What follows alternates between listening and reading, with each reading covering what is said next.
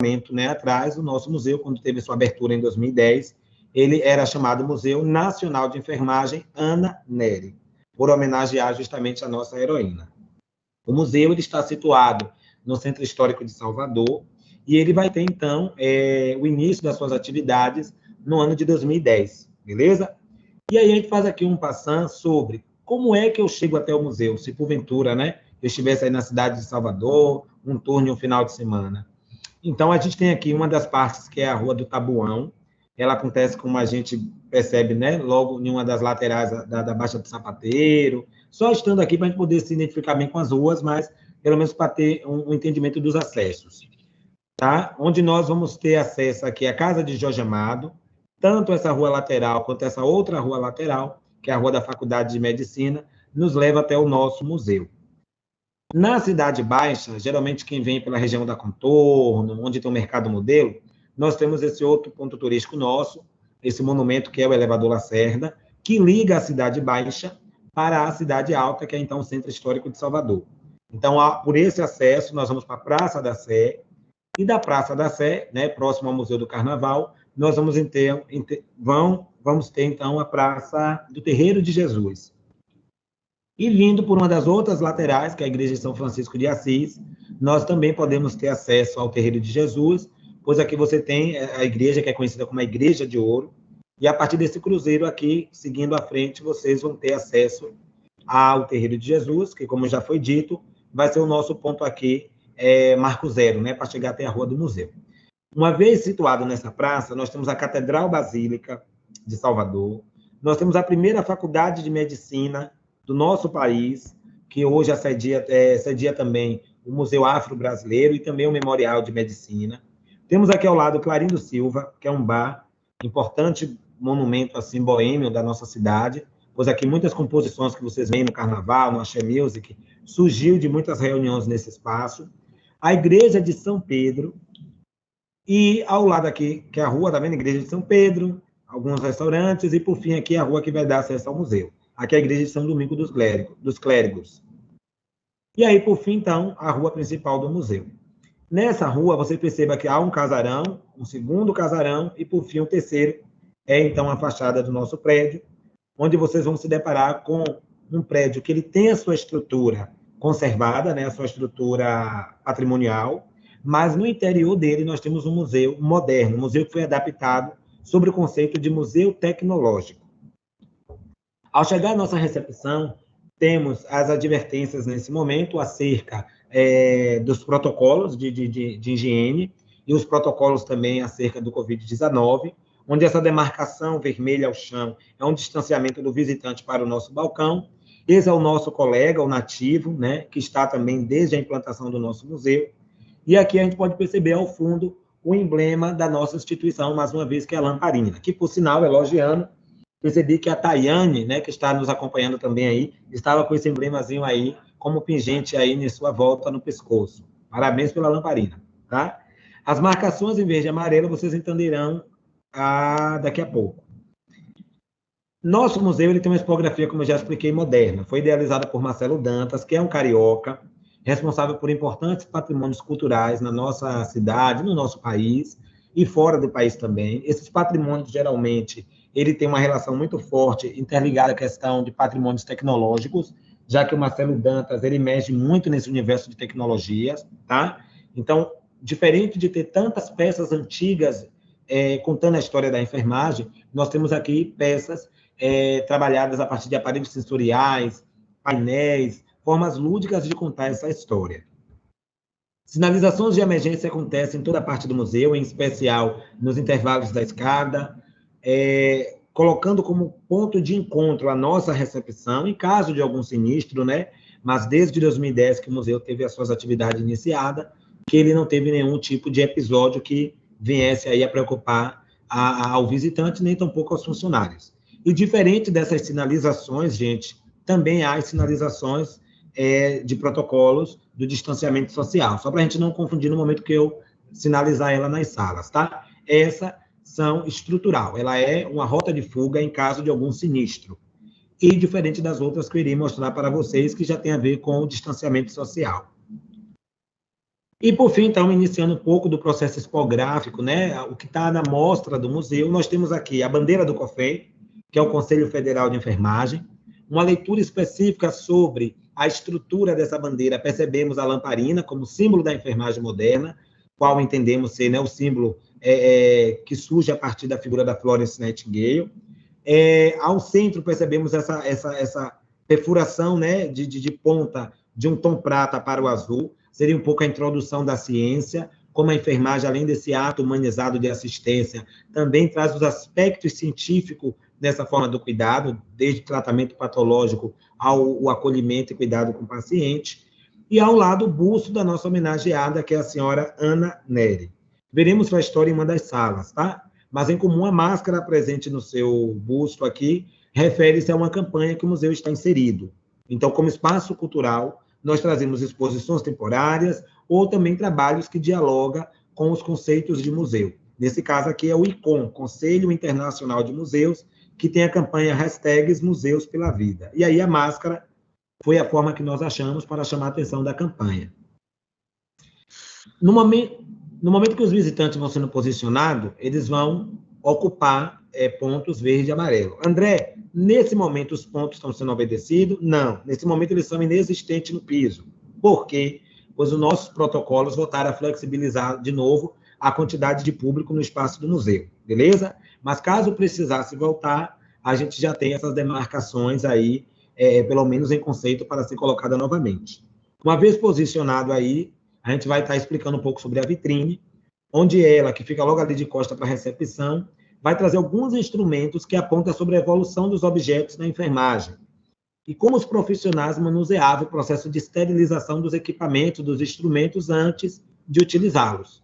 Aqui é o tambor para esterilização desses instrumentos, então tesouras, pinças dente de rato, pinça mosquito, todas elas eram higienizadas e colocadas, então, no processo de esterilização dentro do tambor, que em seguida iam para o aparelho de estufa. O que a gente vai perceber é que dentro desse tambor tem algumas embalagens em papel pardo. Do que se refere isso?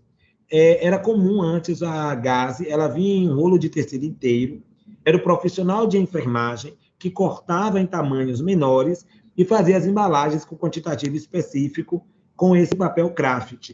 Devido a esse manuseio do corte, era necessário, então, o processo de esterilização para livrar de algum episódio ali de contaminação.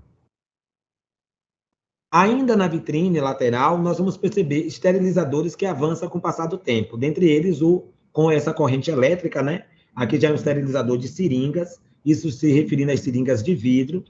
Essa seringa de vidro tem um destaque na nossa apresentação, uma vez que antes, tanto seringa quanto agulhas eram utilizadas e reutilizadas no atendimento. Isso quer dizer que mesmo quando essas agulhas estavam com a ponta gasta, chamava-se ponta rombuda, era como você tirar da assistência, afiar na pedra de esmeril e devolver ao atendimento de novo. Hoje sabemos que, devido a tantos critérios de contaminação e as regras em relação a material perfuro-cortantes, as agulhas não são mais reutilizadas, mas há alguns setores cirúrgicos que ainda preferem a injeção de vidro, né, a seringa de vidro, mesmo sabendo que as agulhas, então, né, deixar bem ciente, elas não são mais reutilizadas. Saindo dessa vitrine aqui, ó, nós vamos caminhando para o intervalo do museu aqui, onde vamos ter acesso ao espaço do café. Nesse espaço, podemos perceber um pouco da estrutura do prédio. Então, essa estrutura feita em pedra sobreposta não vai estar perceptível no interior do museu, devido à estrutura moderna, né, com reboco, com pintura, né, com massa corrida, mas aqui parece uma capela. Por isso, também, muitas vezes, as pessoas têm uma sensação de estar dentro de um oratório, de uma capela ou algo do tipo, beleza? Aqui funcionou durante um tempo nosso espaço café. Lembrando que nosso prédio, gente, ele é de construção de meados do século XIX, foi uma residência e hoje está adaptado nessa estrutura aí, o nosso museu. Voltando para a parte aqui da recepção, já um pouco na lateral, nós temos, então, o acesso para o piso de cima. Então, agora vocês conheceram, né, minutos atrás aí, a nossa apresentação do primeiro piso. Ao caminhar para o próximo piso, né, então estávamos no térreo, vamos andar agora para o primeiro piso, nós vamos vendo essa exposição que é intitulado História da Enfermagem Brasileira, Contribuição Afrodescendente. Mas, ao lado, vocês estão percebendo também o nosso elevador, por sinal com símbolo para cadeirantes, né? Então, é um elevador panorâmico que se volta justamente para portadores de necessidades especiais e que precisam se locomover para os 2 pisos acima, onde também temos salas expositivas. No intervalo das escadas, como no intervalo dos pisos, acontece a exposição História da Enfermagem Brasileira, a contribuição afrodescendente. Esse trabalho ele vem inserir na literatura de enfermagem como que o negro contribuiu para a enfermagem brasileira. E mesmo sabendo dessa contribuição a partir desse trabalho, a gente percebe que ainda não há uma literatura formal ou não há uma literatura que a gente consiga ter um conhecimento que fale um pouco dessa evolução e contribuição também do negro, beleza? Então, desde 2015, que a exposição vem dialogando a partir da figura das amas de leite, que eram mulheres livres, óbvio, né, na sociedade africana, e que, devido ao processo de escravismo no nosso país, foram colocadas sobre a condição de escravas. E, uma vez na condição de escravas, essas mulheres eram adaptadas ao regimento, ao cuidado do lar do senhor branco. Essas mulheres, amas de leite especificamente, eram compradas ou alugadas com o objetivo de amamentar o filho do senhor de engenho. Dessa forma, então, temos aqui a ama de leite, senhora Mônica, que foi, então, uma mulher livre, porém feita escrava na fazenda em Pernambuco, e, na ocasião, aqui ao lado, o Arthur, que seria, então, filho do seu senhor. Nessa imagem, percebemos, por sinal, Mônica muito bem vestida, né, com uma certa elegância para a época, se fôssemos pensar sobre o critério de como era tratado os escravos. Mas isso aqui é uma forma de burlar o regimento à época. Era comum essas fotos suntuosas, mas era chamada fotos de estúdio, onde essas mulheres, então, eram levadas até o estúdio, haviam essas fotos, para que no futuro, quando sua função não mais fosse útil naquela fazenda, elas fossem alugadas ou vendidas com essas mesmas funções. Lamentável, né? Há uma herança desse cuidado afro-brasileiro, onde vai chegar sobre a relação também das mães de santos, das benzedeiras, das parteiras, das curandeiras, que em comum cuidava e assistenciava. Essa, na reprodução, seria a senhora Maria de Colodina, conhecida como a enfermeira do Quilombo, e que atuou sobre o cuidado de pacientes de um doutor, que era doutor Drummond. Isso ao lado aqui de Salvador. Na Revolução de 1932, em São Paulo, a presença de Maria Soldado. Maria Soldado atuou pelo grupo Agulhas Negras, ou Legião Negra, como enfermeira voluntária. Chegou a ser a mulher símbolo do ano de 1932, tá? Lembrando que ela vai ganhar esse destaque uma vez que se veste de soldado, vai para a frente de batalha, é atingida, e ao se prestar socorro, descobre que não era uma mulher, ou que não era um homem, e sim uma mulher. Então, ganha esse apelido Maria Soldado. Já ao lado, Anaí Paulo de Melo, que atuou através da Força Expedicionária Brasileira na Segunda Guerra Mundial. E, na ocasião, por ter traços de afrodescendência, ela, então, era recusada, né, seus atendimentos por alguns soldados alemães, né, devido, então, à sua descendência com negros. E em um próximo painel, nós falamos um pouco do cuidado a partir da visão da escola. A primeira escola de enfermagem padrão moderno do nosso país aconteceu nas estruturas do Departamento Nacional de Saúde Pública do Rio de Janeiro, que, ao surgir no ano de 1923 com o curso preparando a mão de obra, né, de mulheres para enfermeiras, acontece, então, de essa escola, sobre a missão Passo, né, sobre o governo da Etem Passo, conseguisse, então, ter uma certa exclusão da mão afrodescendente nas suas aulas, nas suas turmas. Então, a Etem Passo era uma enfermeira norte-americana que vem ao país com a missão de organizar o sistema de saúde brasileiro, e, naquele momento, o Rio de Janeiro era a capital do nosso país. Porém, quando essa escola é implantada, a mesma escola que tempo mais tarde vai se chamar Ana Nery, né, ela excluía alunas negras, ou, pelo menos, não aceitava de bom tom essas alunas negras, porque fugia ao padrão da enfermagem moderna, que era mulher branca e culta, tá? Logo, a primeira aluna negra a ingressar à Escola da Enfermagem Brasileira vai ser a Josefina de Mello, no ano de 1943, através da USP, Universidade, né, de São Paulo, ou também a Lúcia Conceição da Costa, que já vai atuar também na USP nesse mesmo período. Então, a USP inicia suas atividades com a primeira turma em 1942, tá? E em 1943, na sua segunda turma, entra essas duas alunas, que, por sinal, uma delas se declara preta, tá? Na sua ficha de inscrição. Vamos ter a Lídia das Dores Mata, também no Rio de Janeiro, teria sido a primeira diretora negra a dirigir a Escola de Enfermagem Alfredo Pinto, que tinha um longo regimento, né, de representantes, diretores, no caso médicos, então essa hegemonia masculina.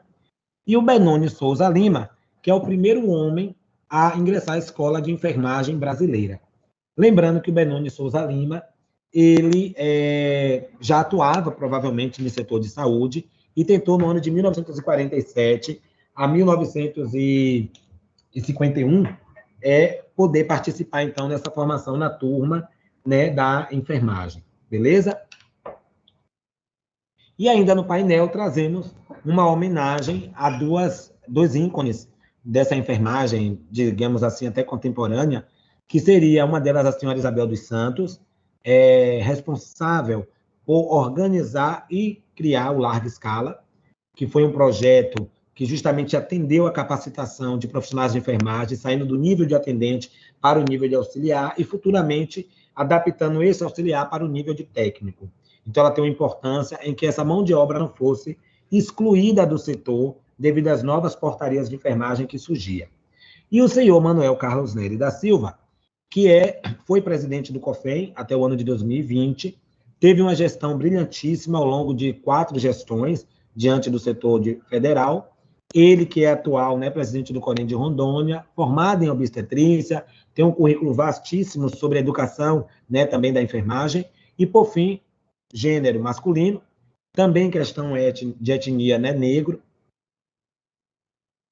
E o painel final ele vai falar um pouco de uma homenagem que o museu fez, onde cada corém foi convidado a indicar seu profissional afrodescendente para receber uma homenagem em loco aqui ao museu, onde contou com certificado, contou com um troféu que foi desenvolvido com o emblema da lamparina, para esses profissionais que também contaram a história que ainda hoje, na atualidade, nesse caso aí em 2015, havia o relato desse processo de preconceito e de discriminação. O museu finalizou o trabalho trazendo esse perfil da enfermagem brasileira, tão afrodescendente quanto a enfermagem, né, e quanto a população do nosso país. O Espaço COFEM, ele está no primeiro piso. Só para que a gente possa entender, André, eu percebi que esse painel, então, ele teve uma continuidade. Por quê? A gente resolveu não quebrar o raciocínio dele, então ele começa ali no primeiro piso e ele vai até o segundo piso do museu. Então, eu estou voltando para o primeiro piso só porque a gente quis concluir o tema do afrodescendente, tá? Então, no espaço do COFEM, no primeiro piso, nós temos uma sala destinada a falar do Conselho Federal. Quando essa sala não está com a exposição que vocês estão percebendo, né, na própria estampa dos painéis, né, que é justamente o Conselho Federal de Enfermagem, a gente acaba trazendo também as exposições temporárias. Nesse caso, a exposição temporária aí é intitulada Touca, na formação da identidade da enfermeira brasileira, onde a touca surge desde o hábito e o véu das religiosas, que também estava inserida no setor de enfermagem, no setor de cuidado, sendo ela também primeiras instrutoras nesse recurso, né, de enfermagem em hospitais, criado para a época, e como essa touca foi evoluindo para uma insígnia religiosa e, em seguida, para uma insígnia profissional. Logo, a mulher estava consideravelmente blindada com a sua imagem, a sua figura, uma vez que, obviamente, a touca ali expressava uma questão de pudor, de respeito à figura dela e um respeito também profissional. Esse uniforme, ele é do ano de 1890, é uma réplica, e ele é de uma das turmas da Escola de Enfermagem da Florence, isso em Londres, do Santo Thomas. A sala concebeu a exposição a partir de arcos, que é esses bambolês, porque também estava inserido na Primavera dos Museus. Então, a gente trabalhou as duas temáticas. E já no espaço multiuso, a gente vai perceber as nossas atividades. Então, eu saí de uma sala e eu fui agora para outra sala, que é uma frente à outra, tá? Onde, nesse espaço multiuso, é um espaço destinado à leitura. Antes da pandemia, acontecia cursos, palestras, workshops, geralmente com certificado. Esse certificado era elaborado, tinha carga horária aceita, então os alunos que estavam prestes a entregar seus cursos, aí precisava de carga horária, vinha para os cursos que aconteciam no final de semana, lembrando que geralmente era de 3 horas, 4 horas de relógio. As atividades aqui, ela atendia também o público infantil, onde em comum nós adaptamos um livro em tecido para contar a história da heroína da baiana, que seria a Ana Nery. Lembrando que esse livro em tecido foi desenvolvido por duas colegas do museu, apoiado por outros profissionais, para poder contar de forma lúdica como foi o deslocamento de Ana Nery até o Rio de Janeiro, para daí a Guerra do Paraguai e depois o seu regresso. Percebam por um sinal aqui, ó, uma navegação dela, com 6 crianças, 3 um lado, 3 o outro, que nos lembra justamente as crianças órfãs, que segundo uma fotografia e um registro que tem, teria sido, né, adotada por Ana Nery, que teria ficado órfã na guerra. Vamos entender um pouquinho dessa história mais adiante. Um outro trabalho é esse trabalho em feltro e felcro, que é onde você tem o deslocar desses órgãos, e é um trabalho também desenvolvido para crianças, onde a gente conta um pouco da importância dos órgãos, os cuidados que é necessário ter com cada um deles, a maletinha da enfermagem, onde a gente lembra também essa questão, né, dos recursos que a enfermagem tem, o que seriam os comprimidos, o termômetro, para que a criança vá se familiarizando também com esses objetos. E aí, subindo as escadas, vamos chegar ao último piso de exposição e à penúltima sala de exposição também, que é a sala de exposição 1, também conhecida como a sala do cuidar. Nessa sala, por sinal, vocês vão perceber aí, né, os uniformes ao fundo. Há um painel, onde nesse painel tem alguns objetos, vamos estar dando uma aproximada nele, mas percebam mais uma vez as marcações no piso, tá, gente? Essa linha amarela, a gente se posiciona com o visitante aqui, ó, nos pontos verde e amarelo. Então, do amarelo para dentro, o visitante. Na linha vermelha para fora, é o espaço onde nós, mediadores, deslocamos, contando um pouco da história. Nesse painel, percebam que há a evolução histórica do cuidar em pontos específicos, na ancestralidade, na antiguidade, no cristianismo e na profissionalização da categoria. Nesse painel, objetos substitui letras. Logo aqui, ó, o Barrens vira a letra C para trazer a relação do código de Hammurabi. Aqui, um pedaço de garrote nos lembra um S, e aí sucessivamente. Abaixo dele tem algumas imagens, onde ela faz uma projeção desses atos do cuidado que sinalizamos ali em cima. Então, na ancestralidade, a gente vai perceber, então, um pouco desse cuidado voltado à questão da maternidade, onde o símbolo da maternidade é um sinal muito forte pelo fator, por sinal, que Florence e as próprias religiosas entendiam que a mulher, né, acabava tendo esse predomínio maior, essa predisposição maior para a função da enfermagem. Mesmo a gente entendendo hoje o quanto o homem, ele é, obviamente, habilitado para tal. Mas aí, naquele momento, naquele pensamento, né, naquela época, ainda tinha muito essa reflexão.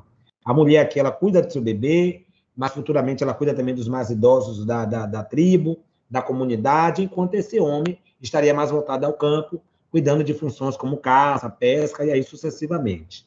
Na antiguidade, a presença dos deuses. Um deles é o deus grego Asclépio e a deusa Higeia, tido como deuses mantenedores da saúde. Lembrando que na Grécia Antiga, muitos templos foram construídos em louvor a ele, e nesses templos aconteciam, então, funções de saúde, porque funcionava tipo como um hospital. Inclusive, tudo sugere que da terminologia Asclépio vai surgir o termo asepsia, e da terminologia higiene surge do nome de Higeia. No cristianismo, tivemos pontos como as cruzadas, a fixação da igreja, a expansão da igreja em volta do mundo, lógico, em prol da conquista, né, da Terra Santa, em Jerusalém, mas como a igreja foi se posicionando em diversos momentos dessa história, e como a igreja também levou essa função de caridade como o seu símbolo maior para conseguir acolher o outro, dar comida, dar alimento ao outro, dar água ao outro, mas também promover saúde. Então, já na Idade Moderna, a gente percebe, então, a figura das irmãs, das religiosas, das confrarias. E uma delas mais conhecida era as Irmãs Vicentinas.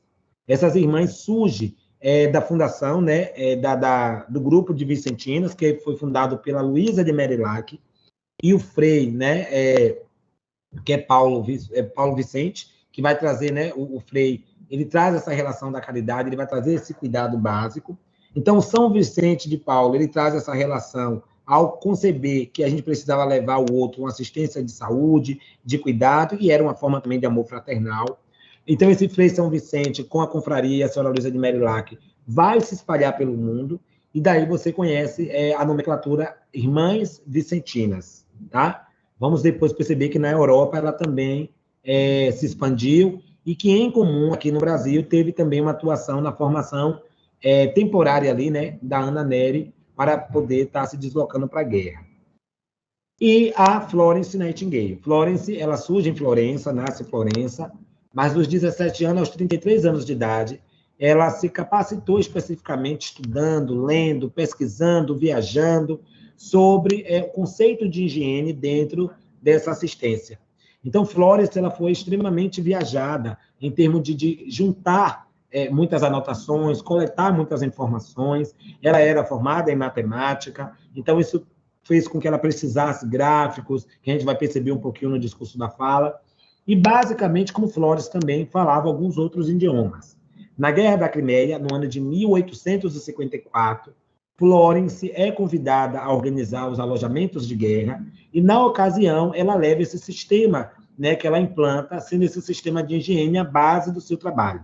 Com mais 38 mulheres que ela havia recrutado, ela acabou habilitando formas e conceitos que até hoje, na pandemia, por sinal, a gente percebe a eficácia, embora apareçam símbolos mínimos. Dentre eles, lavagem das mãos, troca do cobertor, isso do soldado ali ferido, a remoção daquelas roupas, né, que muitas vezes estavam com sujidade, a preocupação em não misturar os pacientes que vinham do campo de batalha, porque aquele que já foi atendido poderia se contaminar ou se constranger com aquele que estava chegando. Então, dessa forma, Florence começa a apropriar alguns recursos e cuidados. Dentro do alojamento, ela vai estender também uma atenção acerca da separação desses soldados feridos e também da alimentação. É quando, tempo mais tarde, ela percebe que havia a necessidade de criar rondas noturnas, pois ela percebia que a mortalidade ela continuava em alguns pontos, e ao amanhecer, aquele que, né, repousou tão bem, acabou, de repente, na noite, tendo uma complicação, e aí, então, ela cria essa ronda noturna para inspecionar a noite, e é quando, então, essa lamparina vai demarcar ela como a dama da lâmpada. Depois de Florence, sabemos que ela retorna para a Europa, ela teria sido acometida da febre da Crimeia, a qual ela nunca se libertou. Em 1860, ela cria a primeira escola de enfermagem padrão moderno do mundo, que aconteceu, então, no Santo Thomas, em Londres, e lá, então, ela vai dirigir, digamos que à distância, essas aulas. Lembrando que as turmas que Florence ia formando eram turmas multiplicadoras, eram profissionais de enfermagem que saíam dali e que, devido a esse critério de terem mulheres incultas, mulheres da alta sociedade, às vezes, né, ou muitas vezes mulheres que pelo menos tinham esse empenho, elas poderiam multiplicar isso em uma outra unidade de saúde. Sabemos que aqui no Brasil esse modelo chegou através da Eton Passo. E aí, a identificação da lamparina. Essa é a lamparina grega. Conhecemos essa lamparina como símbolo da enfermagem moderna. Por sinal, ela é tida a partir de um conceito artístico, onde você olha para ela, lembra logo uma lamparina, ou lembra a lamparina do Aladim. Mas aqui na vitrine, também no museu, nós temos uma peça, uma miniatura, né, uma souvenir, que teria sido doado para o museu, que seria um exemplar, né, da lamparina utilizada por Florence na Crimeia. Então, esse é o formato original utilizado por ela, que teria sido as lamparinas turcas. Como eu já expliquei, essa, por sinal, veio do museu dela em Londres. Tá? Um outro painel fala da enfermagem no Brasil.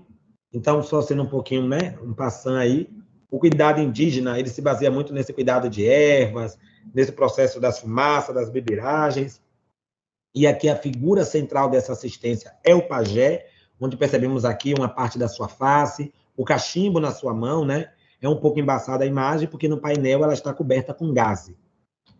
O cuidar português está conosco a partir da chegada dos jesuítas, quando essas navegações vão chegando ao nosso país, a implantação das Santas Casas de Misericórdia, tá? A nossa, no Brasil, é datada a partir de 1542, que teria sido em Recife, e o cuidar africano, que vai nos aludir à questão desse cuidado popular, como nós dizemos, como fomos viciados a dizer, mas lembrando que esses povos, antes do processo da escravidão, eram povos que desenvolviam as suas formas de cura, de cuidado e de assistência.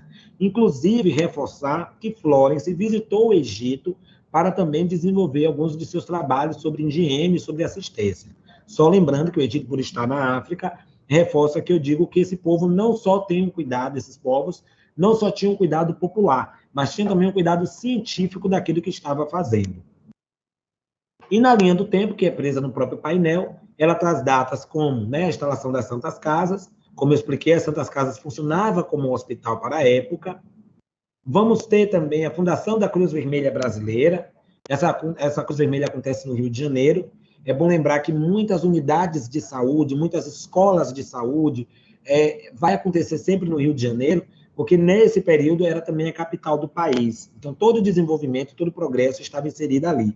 Mas se você observar, em 1549, a nossa Santa Casa de Misericórdia, que, por sinal, funciona até hoje através do Hospital Santa Isabel, ela já desenvolvia quase as mesmas funções de cuidado, saúde e assistência, que, por sinal, as Santas Casas que se espalharam pelo Brasil, tá? Lembrando que Santa Casa surge em Lisboa.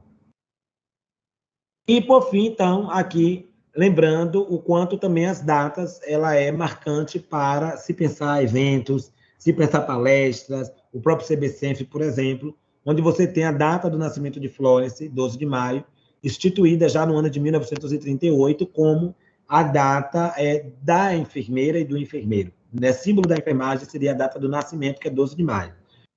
Já em 60, você vai ter que dia 12 de maio e 20 de maio vai ser lembrado como a Semana da Enfermagem. E tempo mais tarde, 20 de maio, já passa a ser o dia do técnico e auxiliar. Não sei se todos sabem, mas 20 de maio foi também a data do falecimento de Ana Nery. Logo, fica uma coisa muito irônica. Nascimento de Florence, 12, então é vida, e a morte, né, de Ana Nery no dia 20 de maio, e aí fecha certinho a Semana da Enfermagem.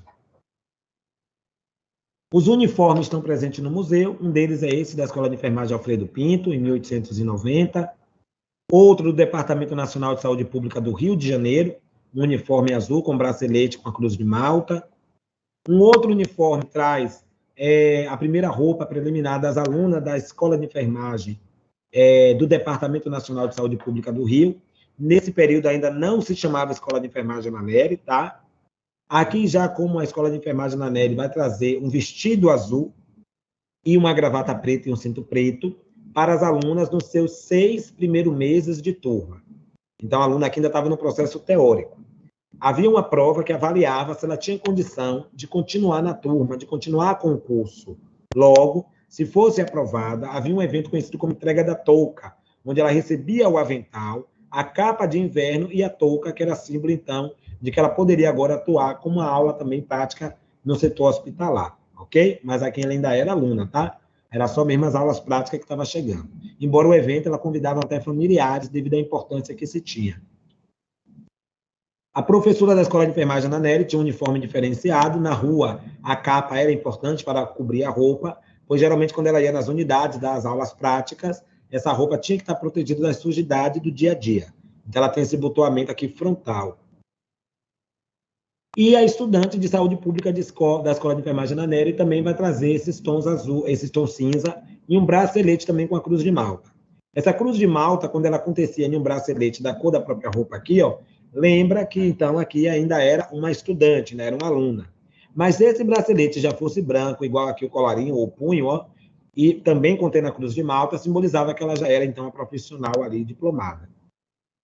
E aqui, quando elas diplomavam, recebia esse uniforme, que era justamente no dia do juramento, recebiam uma lamparina. Sabemos que algumas instituições estão retornando esse hábito, né, da lamparina para as rondas, né, que concebe, então, a ideia da ronda de Florence, que é a chama da Florence Nightingale. Esse monitor, perdão, vou dar só uma volta aqui, esse monitor ele tem no seu molduramento garrote, para poder, então, lembrar um pouco o layout, e aqui 20 países, onde, em uma forma de interação, o visitante clica e escolhe um desses países. Eu escolhi aí, por exemplo, o Egito, para lembrar os procedimentos e assistência que acontecia no Egito, como eles eram especializados nesse processo, né, da mumificação, o que fez com que eles entendessem perfeitamente alguns órgãos, né, do interior do nosso corpo. Então, o Egito aí vai estar um breve histórico dele nesse painel. Então, o visitante vai lá, fecha, dá um clique aqui, escolhe outro país, é um total de 20 países. Um outro equipamento interativo é essas cúpulas, ela reproduz uma assistência, nós deitamos aqui nessa poltrona, no momento da pandemia não podemos nem deitar na poltrona, nem clicar naquele monitor que eu mostrei aí atrás. Então, ao deitar aqui, você está com o seu olhar um pouco embaçado, porque é proposital. A ideia é mostrar uma assistência onde você está voltando de um processo de sedação e você percebe os procedimentos que uma enfermeira está realizando com você. Em todo momento, há um áudio sensorial onde ela está dialogando, dando bom dia, boa tarde, como é que vai? Eu vou administrar um medicamento, eu vou colocar um medicamento no seu soro para diminuir sua dor, e aí sucessivamente. Perceba que o olhar embaçado dá uma ideia que você está voltando de um processo de sedação, tá? E aqui é a sala 2. Antes de eu partir para ela, mas só perguntando, tá tudo direitinho aí? Estão ouvindo? Tá bacana, professora? Tá perfeito, André. Maravilhoso. Então, vamos lá. Tem que estar para compensar, né, os dias atrás. Então, vamos. Na sala 2, que é a nossa sala de despedida, não era para ser, né? Mas, enfim, a nossa sala onde a gente finaliza nosso trabalho, a gente faz com que o visitante tenha compreendido pela visita do museu uma coisa muito maravilhosa, né? Você percebeu a história da enfermagem a partir da sua ciência, a partir dos seus pontos de aprendizado, do processo de estudo que Florence fez, como Florence se habilitou a partir do papel. Florence, por exemplo, apresentou um gráfico mostrando que para cada 10 pacientes que morriam, né, no setor, 8 morriam por contaminação, e somente 2 era realmente por episódio ali do acidente, de uma perfuração, de uma explosão, de um tiro, e aí sucessivamente. Então, isso nos leva a entender e crer que a enfermagem ela precisa de um conhecimento técnico, embasado e científico para cuidar patologicamente do paciente, para cuidar patologicamente desse paciente acamado e até para proteger também a vida daquele cuidador. Mas nessa sala, a gente vai falar de uma senhora que ela não tinha essa instrução científica, não tão quanto Florence, mas que ela fez um trabalho brilhante. E qual vai ser a ideia final? Vamos perceber daqui a pouco, tá? Então, essa é a sala destinada à Ana Néria, é uma sala muito bonita, gosto muito dessa sala. Vocês percebam mais uma vez a marcação no chão, onde o visitante, né, ele é orientado a ficar nesses pontos. Temos essa cruz aqui ao meio, que vamos entender daqui a pouco. E temos esse painel, onde nós começamos por aí contar um pouco da história da Ana Nery.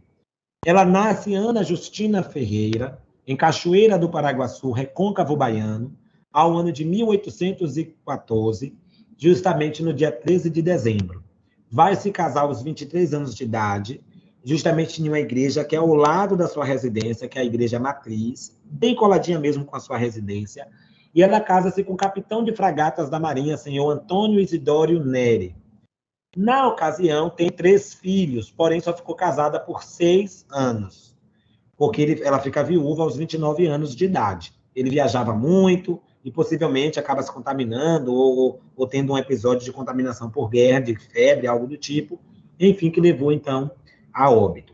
Ana Nery, por sua vez, para melhorar a criação de seus filhos em termos de escola, coisas do tipo, sai de Cachoeira e muda-se para a cidade de Salvador, que era, então, a capital do nosso estado, e apresentava uma condição melhor em termos de escola, faculdades e aí sucessivamente. 2 filhos dela seguem a carreira de médico, né? Um deles era militar e médico, o outro era somente médico, que estava no 6º ano de medicina, e um era, então, militar de carreira. Quando estourou a Guerra do Paraguai, ao ano de 1863 para 64, Ana Nery já estava com margem de 49 para 50 anos de idade. Na ocasião, 2 filhos dela é convocado para atuar na guerra e um outro filho dela se alista como voluntário.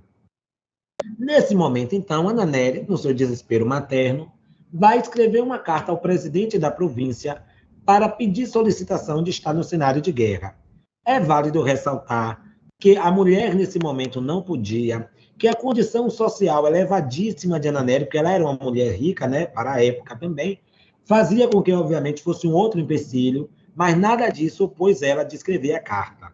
Então, nós vamos ouvir essa carta que ela escreve ao presidente da província, e essa carta é narrada a partir desse painel, onde esse recurso tecnológico faz com que essa tela dela, né, aqui é uma reprodução digital, se movimente e, obviamente, né, faça os gestos labial da leitura, da explanação da carta. Então, vamos ouvir a carta. Tendo já marchado para o exército 2 de meus filhos, além de um irmão e outros parentes, e havendo-se oferecido o que me restava nesta cidade, aluno do 6º ano de medicina, para também seguir a sorte de seus irmãos e parentes na defesa do país, oferecendo seus serviços médicos, como brasileira, não podendo ser indiferente aos sofrimentos dos meus compatriotas, e como mãe, não podendo resistir à separação dos objetos que me são caros, e por uma tão longa distância, desejava acompanhá-los por toda parte, mesmo no teatro da guerra, se isso me fosse permitido. Mas, opondo-se a este meu desejo, a minha posição e o meu sexo, não impedem, todavia, estes 2 motivos a quem eu ofereço os meus serviços em qualquer lugar dos hospitais do Rio Grande do Sul, onde se farão precisos, com que satisfarei ao mesmo tempo os impulsos de mãe e os deveres de humanidade para com aqueles que ora sacrificam suas vidas pela honra e brios nacionais e integridade do Império. Digne-se, Vossa Excelência, de acolher benigno este meu espontâneo oferecimento, ditado tão somente pela voz do coração. Ana Justina Ferreira Neri, ao ilustríssimo e excelentíssimo senhor doutor Manuel Pinto de Souza Dantas, muito digno presidente desta província. Bom, e é a partir dessa carta, como a gente percebe, é uma carta bem materna, que Ana Nery vai ser autorizada a ir para os alojamentos de guerra. Isso acontece, ela parte de Salvador, vai para, então, Rio de Janeiro, em embarcações, e de lá ela parte para o Rio Grande do Sul, onde ela vai, então, passar por um experimento básico com as irmãs vicentinas, a mesma que eu falei lá na sala da Florence Nightingale, onde as irmãs vicentinas lhe ensinam os cuidados básicos e o preparo, a utilização do iodo, da água fenicada, como preparar os equipamentos que os médicos utilizavam. Não podemos fugir da mente que, nesse momento, o regimento do cuidado estava na mão dos homens, exceto as freiras, né? Quanto mulheres que já promoviam essa assistência, e que, por fim, esses homens, obviamente, eram assessoriados por essa equipe, colocadas ali já quanto, digamos, cuidadoras, já que a própria profissão, nesse momento, ainda não estava consolidada. É bom reforçar que Ana Nery, ela sai dali com o título de Irmã Leiga da Caridade, porque justamente ela não tinha um conhecimento anterior, mas teve um bom aproveitamento dessas instruções. O que é que nós vamos ter, então, em seguida? Uma profissional, né, atuando, porque, em outras palavras, Ana Nery teve um trabalho muito forte, muito expressivo nessa questão da assistência, e em especial pelo fato do quanto Ana Nery conseguiu cuidar em cada alojamento a partir de um quesito muito básico, a maternidade.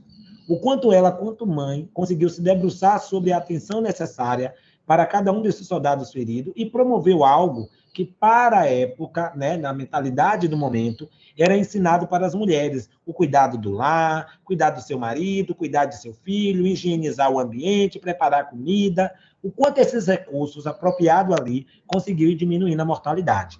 Então, com esses recursos maternos, a gente faz essa comparação final, que eu falei antes de introduzir aí na sala, que lá você tem um recurso científico da Florence, mas aqui você tem a humanização. Então, não é possível ter somente esse recurso científico, porque o profissional é essas duas mãos. É a mão humanizada e a mão científica nesse processo do cuidado. Logo, Ana Nery começa a ser chamada de a mãe dos brasileiros. Ela vai ter um avanço muito grande, justamente como é comunicado os alojamentos sobre a responsabilidade dela. Ela retorna da guerra no ano de 1870. E já então, aqui no Brasil, Ana Nery vai receber algumas homenagens. Antes de eu sair desse painel, eu só gostaria de lembrar que aqui, ó, é a residência dela em Cachoeira. A residência encontra-se em bom estado, tá, gente? Se pensa hoje criar um memorial em homenagem a ela. Essa residência acontece aqui, ó, ao lado da igreja matriz, que é a mesma igreja onde Ana Nery se batizou e a mesma igreja onde ela se casou. Por sinal, aqui ao lado temos um documento, né, é do batizado dela, e aqui um outro documento que seria do seu casamento. E vamos ter também aqui um selo que homenageia Ana Nery, onde você tem um selo, uma homenagem póstuma realizada pelo Correio do Brasil. Uma das homenagens que Ana Nery recebe, segundo o relato familiar, né, do Daniel Nery, é que ela tinha recebido esse Cristo dos soldados paraguaios, porque ela não só cuidou dos soldados brasileiros, os aliados, mas também cuidou dos soldados inimigos.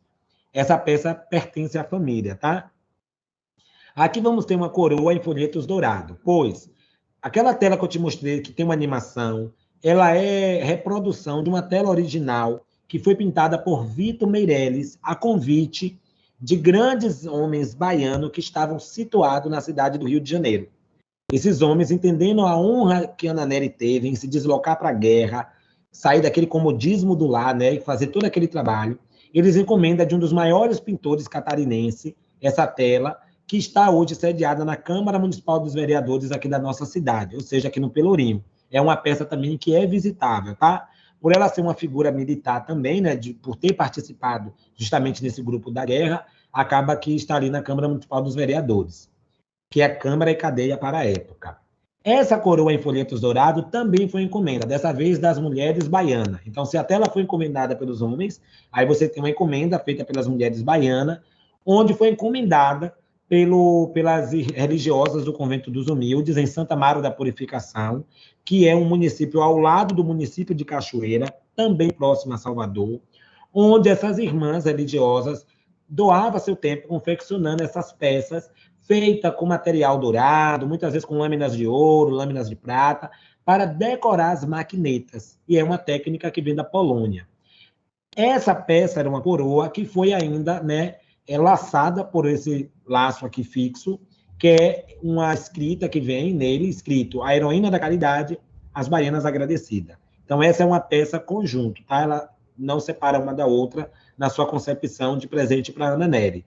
Lembrando que essa peça é a original e, nesse momento, está presente aqui no museu também em exposição, como comodato de empréstimo. A nossa urna funeral relembra o falecimento de Ana Nery. Então, ela esteve aqui na Bahia, em 1870, ela pegou seus, né, pertences, foi morar na cidade do Rio de Janeiro. Na ocasião da guerra, Ana Nery perdeu um dos seus filhos, que foi o Justiniano, também perdeu um sobrinho, que foi, né, ainda no campo de batalha, acabou perdendo sua vida. E aí ela volta para viver na cidade do Rio com os outros filhos, pois ela recebe uma pensão vitalícia entregue por Dom Pedro II, ganha também uma medalha, né, de honraria por ter participado da guerra e, obviamente, uma moradia ali fixa para se manter na cidade do Rio. O que confunde muitas vezes que Ana Nery seja carioca e não baiana, mas só reforçando, ela é baiana, sim senhor, tá? Ana Nery, então, ela vem a falecer em 1880, onde, na ocasião, dia 20 de maio, esse óbito, então, acontece por questões naturais, né, muito possivelmente, e é sepultada no cemitério São Francisco Xavier com a honraria de uma grande representante, né, da Força Militar Brasileira. Foi sepultada no São Francisco Xavier e já no ano de 1979 houve o translado dos seus restos mortais. Logo, a UFBA, Universidade Federal da Bahia, encomendou essa urna, que é Jacarandá e Boiamenta Prata, onde está depositado os seus restos mortais.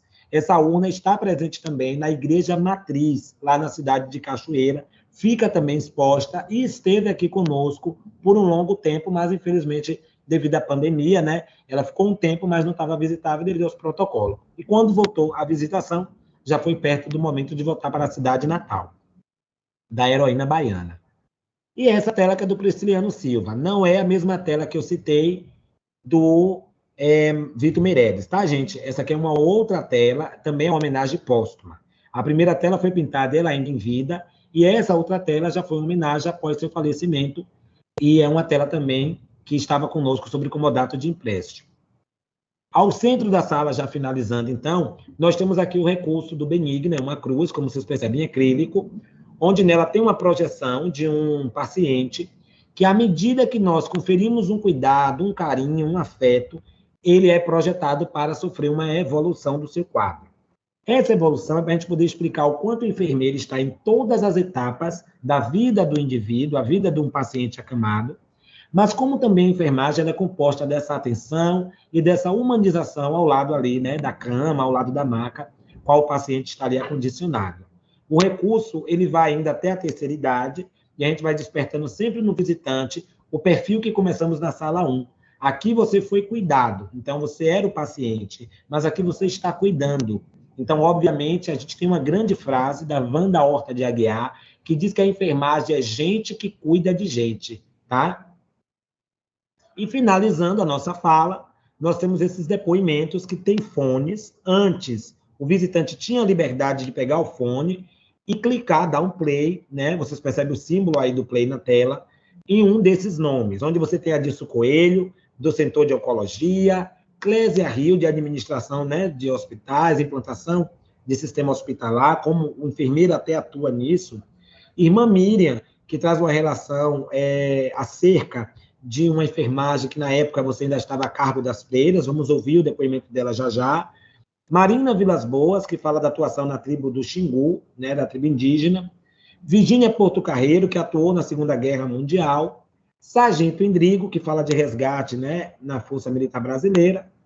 Mãe Estela de Oxóssi, que foi uma importante profissional na década de 40 para 50, onde atuou aqui sobre a profilaxia de tuberculose na Bahia. Também é muito conhecida por ter sido imortal na Academia, né, Baiana de Letras, e também Ialorixá, ou seja, mãe de santo, do Ilê Axé Opoafujá.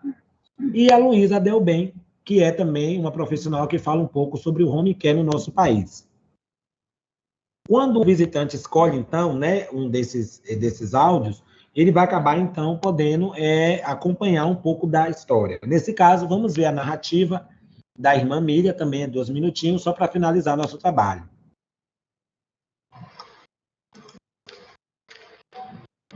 No ensino, eu consegui me realizar.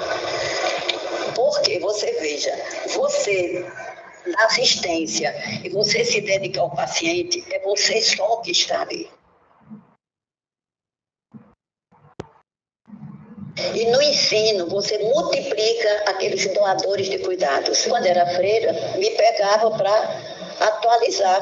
Então, eu gostava desse povo mais simples do interior.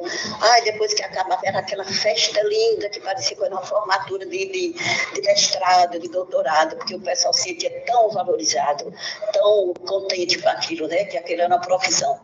Teve um episódio na minha vida que eu desobedeci a madre. Me lembro da noviça rebelde. 8 horas tocava o sino e as freiras tinham que se recolher. Só que eu tomava conta do térreo do hospital e tinha uma criança de 6 anos, foi queimada, toda queimada no incêndio do trem. A mãe ficava alucinada querendo ficar no hospital. Naquele tempo não era permitido. O que era que eu fazia? Escondia a mãe no sanitário, fique aí até eu descer. Eu subia para a clausura, trocava de roupa, me deitava, para todos os efeitos, já estava deitada para dormir. A madre fazia ronda, estava todo mundo deitado, ela ia dormir. Na hora que eu sentia que ela entrava no quarto dela, trocava de roupa e descia escondida, para ver se a mãe da criança estava. Essa doente, em 2000, lembro, Nilza, ficou toda marcada da queimadura, foi muito forte, muito extensa a queimadura. Mas eram coisas que eu achava que na minha consciência eu desobedecia para ajudar, que eu não aguentava ver aquela mãe sofrer tanto e a gente não fazer alguma coisa. Dar uma injeção, fazer um curativo, fazer uma aferição de sinais vitais não é mais importante do que você limpar os dedos, fazer uma higiene nos pés, fazer uma massagem nos pés, dar uma higiene de conforto, uma mudança de posição. Bom, e aí esse é o depoimento, né, da irmã Miriam, e aí fecha um pouco isso que a gente veio conversando na apresentação do museu, o quanto a gente tenta sensibilizar o visitante, não só o aluno, né, porque o profissional que está atuando, ele também acaba despertando esse resgate, né? Tem pessoas que atuam durante muito tempo, mas não criou ainda uma identidade total, porque às vezes não conhece a profundeza da história, da profissão que está inserido. Então, os maiores dos relatos que nós temos, às vezes, com o visitante, é isso. Eu sou profissional da área e hoje eu consigo até ver melhor o valor da minha profissão. É o que a gente percebe aí no depoimento, né, da irmã Miriam. E aí, bom, mediador cultural, o André Luiz, né, que fez esse trabalho de apresentação para vocês. A gente tem nossas redes sociais, que seria, então, o Facebook, o Munean, o Museu de Enfermagem, que já é um canal no YouTube. É válido lembrar que nosso agendamento, como a professora fez, ele dispõe de outro material, inclusive, reforçando uma desculpa, por 2 dias atrás, a gente não conseguiu ter apresentado um trabalho que foi sobre a evolução histórica da enfermagem no mundo, mas é um trabalho valiosíssimo, porque ele faz esse passant sobre o cuidado desde o processo da ancestralidade até realmente a profissionalização.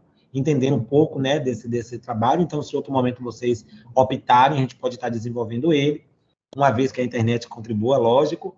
E, por fim, o afrodescendente, a história somente da Florence, somente da enfermagem no Brasil, passando, então, pelas instituições que já formavam cursos naquela época, qual delas atendia o parâmetro masculino, qual delas já ainda não atendia porque era o modelo nightingaliano, e a história da Ivone Lara. É um dos trabalhos mais novos nosso, falando da sambista Ivone Lara, carioca, mas que também foi enfermeira, por sinal, sobre a enfermagem psiquiátrica, né?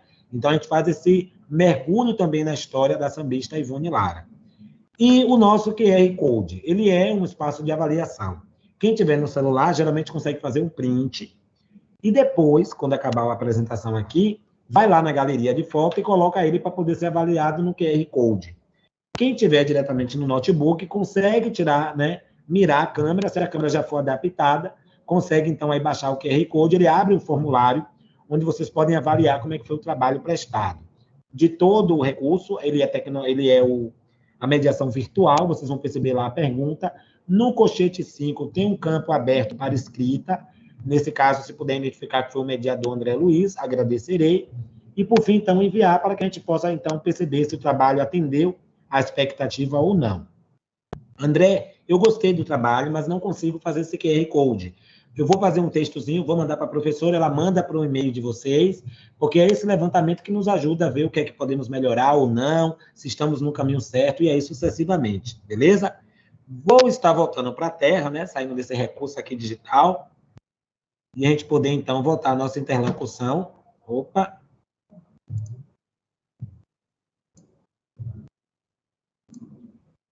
E então, professora... Nossa, desde já o meu muitíssimo obrigada. No período passado, quando eu agendei com os alunos e a gente fez, e foi um sucesso, assim, tanto que já virou pauta, virou obrigatoriedade da universidade proporcionar essa visita virtual ao museu de vocês, aos nossos alunos, e trazer essas experiências, né? No período passado foi até engraçado, porque eu tinha agendado para o mesmo dia da prova.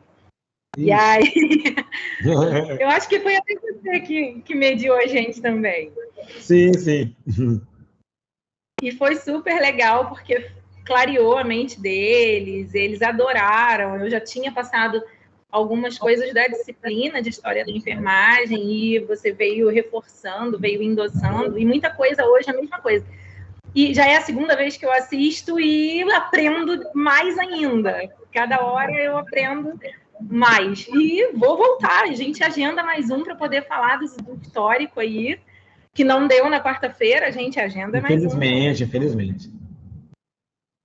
Mas que bom. E os demais alunos, eu guardei 2 pontos aqui, um deles foi com a Tayane, que eu brinquei, né? Tayane deve estar por aí ainda. Falando da lamparina, que eu percebi no pescoço, nosso olhar, né, museológico já vai logo. E a Eliana, né? Estou aqui, sim. É isso? E a Eliana, que estava no posto de trabalho, e eu acho isso brilhantíssimo. Eu acho isso lógico, os demais, acredito que cada um está na sua realidade também aí, mas o quanto o saber, ele não tem limite, né? Eu acho isso muito belo. Você está ali no seu campinho, no seu cantinho, mas você está graduando o seu conhecimento, você está crescendo, e é isso que faz a enfermagem estar no espaço de museu, contando história. Foram pessoas que persistiram por esse caminho, viu? Persistiram nesse caminho de achar um tempinho livre, se aprimorar. Às vezes a gente tem alguns alunos, alguns colegas, ou até pessoas da área, que acham assim, é um recurso que não vai me ajudar em nada, mas ajuda muito. Quando você tem um sentimento, é como história de família. Se você nesse momento soubesse que você é de uma família extremamente rica, você seria outra pessoa, mesmo, infelizmente, a gente estando nessa condição de pessoa mais fraca ou não. Porque a história, quando ela é rica, ela também nos enriquece, não é isso?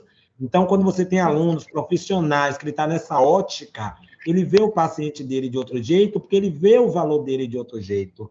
Ele sabe que eu importo para o outro, é uma inversão importantíssima. Então, assim, parabéns para vocês, principalmente nesse momento da pandemia. Qualquer pessoa que ajude o setor de enfermagem, do recepcionista ao motorista na ambulância, ao grande rapaz ali que promove a higiene do espaço, toda essa equipe está de parabéns. Eu acho que é esse sentimento que vem para essa sala também. Eu acho que é mais que uma visita de museu mesmo, né? É um momento de aula, de aprendizado mesmo, tá? Mas gratidão, viu? Vou estar passando a fala para a Simone. Tem alguma dúvida, vocês? Se alguém tiver dúvida, é só falar agora. É a hora, hein, gente? É a hora, cale-se para sempre. Lembrando que o museu funciona de segunda a sábado, tá, gente? De repente está com uma viagemzinha marcada para Salvador, já sabe os meios de chegar aqui no nosso museu. Lógico, a gente tem outras histórias, né, presencialmente aí para contar. Acompanhar nossas redes sociais ajuda muito, porque sempre a gente está lançando também dicas de leitura. E, por outro lado, logicamente, né, é uma plataforma que divulga o trabalho do enfermeiro. Então, quanto mais somar, melhor. Então, a gente tem poesias que a gente lança em homenagem ao enfermeiro, às vezes quer presentear um coleguinha, já consegue um trecho de uma poesia que vai imprimir numa xícara, numa coisa. Olha que coisa bacana, já um Instagram do museu funcionando. E também as nossas lives. A gente tem algumas lives gravadas com alguns temas, contação de história para criança, quer deixar a criancinha quietinha, não só desenho da Disney. Olha, bora ver a contação da história da heroína baiana. Vem aqui ver um pouco da história de Ana Nery contada em tecido, está lá gravado também. Tá na nossa página do Instagram. Então, é um museu pequeno na sua estrutura, mas grande no seu alcance, viu? E mantido pelo COFEM. Eu acho que é importante também dar esse retorno. Nosso museu é mantido pelo Conselho Federal de Enfermagem, nós somos braço cultural do COFEM, e dessa forma, então, a realização dele se dá como compromisso do COFEM em levar essa forma de cultura aos seus contribuintes, mas, acima de tudo, aos seus profissionais, viu? Não tendo dúvida, eu estou passando a fala agora para a Simone, beleza? E aí ela vai dar continuidade. A gente inverteu câmera, inverteu o microfone, hoje tinha que dar certo. Viu? Muito obrigada, André, em nome de todos os alunos, de todas as turmas que estão aqui presentes, em nome da Universidade de Vassouras, Campus Maricá, que é uma cidade do interior da região metropolitana do Rio, né? O nosso muito obrigada. Gratidão eterna a ti. Eita, alguém levantou a mão. Suzane.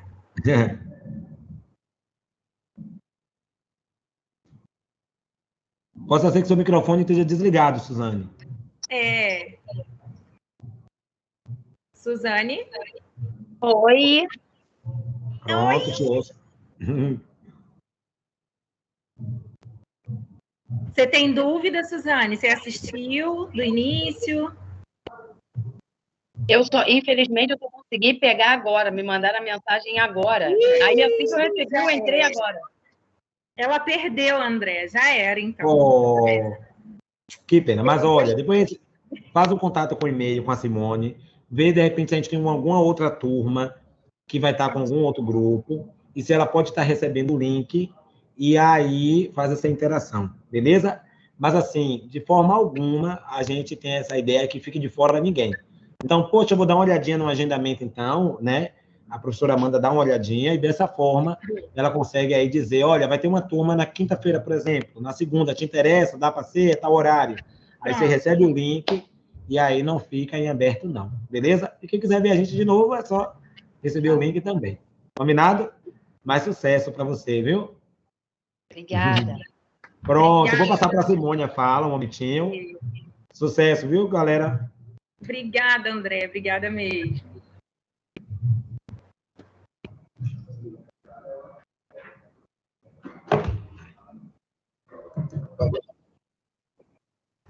Minha gente, hoje estamos felizes, né? Oi, Simone. Hoje estão todos felizes. Com certeza. Né?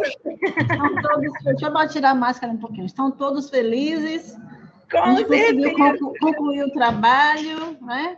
O André é um mediador fantástico, né? A forma que ele conduz, tem uma didática super interessante para conduzir toda a história, né? E consegue interagir com o público, muitas vezes no final, quando tem muitas outras perguntas. Hoje o pessoal está aí devagarinho, é a primeira vez, né? Mas depois isso muda. Então, assim, agradecer realmente a cada um de vocês. O André já falou que qualquer questão é só mandar para a gente por e-mail. A gente está sem telefone fixo. A gente tem um problema aqui com a Oi, né? Então, assim, a gente tem utilizado os e-mails para poder fazer a comunicação, mas a gente trabalha 24 horas, eu digo 24 horas porque, assim, a gente está o tempo todo antenado ao que chega nos nossos e-mails para poder dar o retorno, né? Então, tanto o setor da museologia, como o setor do educativo, quanto o setor que é responsável pelos agendamentos, quanto a direção, para poder a gente conseguir acompanhar as demandas externas, tá bom? E aí, professora, qualquer coisa, estudantes, viu, querendo, os que não conseguiram entrar de fato, e pegar desde o início, de repente foram 3, 4, 5, e aí manda, conversa com a gente vê que dia tem uma turma agendada, encaixa o pessoal, tá? E aí a gente consegue fazer essa visita virtual, tá bom? Um abraço aí para vocês, um cheiro em cada um, viu? Quando vierem a Bahia, não deixa de passar por aqui, né? Acho que só por ser no Pelourinho, as pessoas já vão vir ao Pelourinho. Então, diz assim, o Museu Nacional de Enfermagem fica no Pelourinho. Vou dar um pulinho lá. E aí vem nos ver. Tá bom? Pode deixar. Um beijo, muito obrigada. Ok, gente. Um abraço. Até a próxima. Até.